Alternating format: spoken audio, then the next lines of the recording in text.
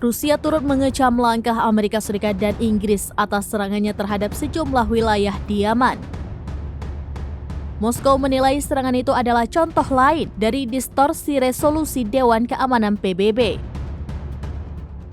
Dikutip dari Al-Mayadin, hal itu disampaikan juru bicara resmi Kementerian Luar Negeri Rusia, Maria Zakharova, pada Jumat 12 Januari 2024. Selain bentuk distorsi, serangan Amerika Serikat dan Inggris itu dinilai sebagai pengabaian hukum internasional atas nama eskalasi di wilayah tersebut. Zakharova menilai langkah sekutu Israel itu bisa memperburuk situasi di wilayah tersebut.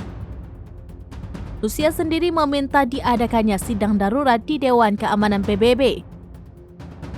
Sidang itu dilakukan dengan latar belakang agresi gabungan Amerika Serikat dan Inggris terhadap Yaman.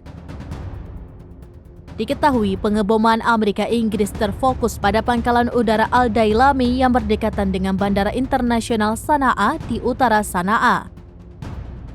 Komandan Komponen Udara Angkatan Laut Pusat dan Pasukan Gabungan, Jenderal Alex Grynkewich menyebut agresi terhadap Yaman menyasar lebih dari 60 sasaran di 16 lokasi. Lebih dari 100 bom dan rudal berbagai jenis dibom digunakan.